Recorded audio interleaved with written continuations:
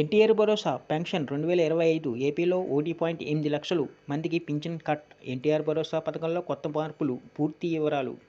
ఈ వీడియోని ఎక్కడా స్కిప్ చేయకుండా పూర్తి వరకు చూడండి. అలాగే వీడియో నచ్చితే మీ ఫ్రెండ్స్కి, ఫ్యామిలీ మెంబర్స్కి షేర్ చేయండి. వాళ్ళకి ఇన్ఫర్మేషన్ యూస్ అవ్వచ్చు. అలాగే ఒక చిన్న లైక్ చేసి మా ఛానల్ ఎంకరేజ్ చేయండి.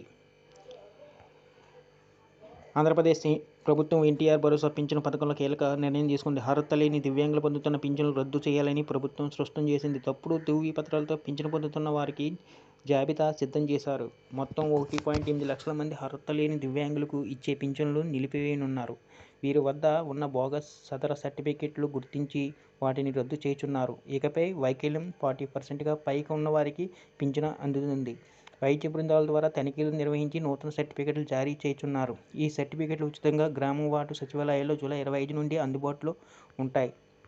వైద్య ఆరోగ్యం శాఖ ఆధ్వర్యంలో ప్రత్యేక బృందాలు తనిఖీలు చేస్తాయి. అర్హులైన వారి కొత్త సదర ధృవీకరణ పత్రాలు అందజేస్తారు. అర్హత లేని వారికి పింఛను పూర్తిగా రద్దు చేయబడుతుంది.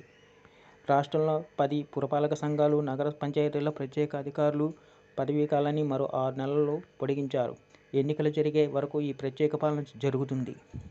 చింతలపూడి, పొదలి, అల్లూరి, బి కొత్తపేట, ఆముదాల వలస, నరసరావుపేట వంటి పట్టణాలపై ఈ మార్పులు వర్తిస్తాయి. ముఖ్యమైన తేదీలు: జూలై 25 నుండి గ్రామ వార్డు సచివాలయాలు కొత్త ధృవీపత్రాలు అందుబాటులోకి వస్తాయి. అర్హతలు నేరుగా వైద్య బృందాల ఆధారంగా నిర్ధారించబడతాయి. ఈ చర్య వల్ల నిజమైన లబ్ధిదారులు మేలు పొందే అవకాశం ఉంది. ప్రభుత్వమే పింఛన్ను సక్రమంగా పంపిణీ చేయాలన్న ఉద్దేశంతో ఈ తనిఖీలు చేయబడుతుంది. మీరు లేదా మీ కుటుంబ సభ్యులు ఎన్టీఆర్ భరోసా పింఛను పథకంలో లబ్ధిదారులైతే ఈ మార్పుల్ని గమనించండి. ఈ వీడియో కానీ మీకు నచ్చినట్లయితే ఒక లైక్, సబ్స్క్రైబ్ చేయడం మర్చిపోకండి.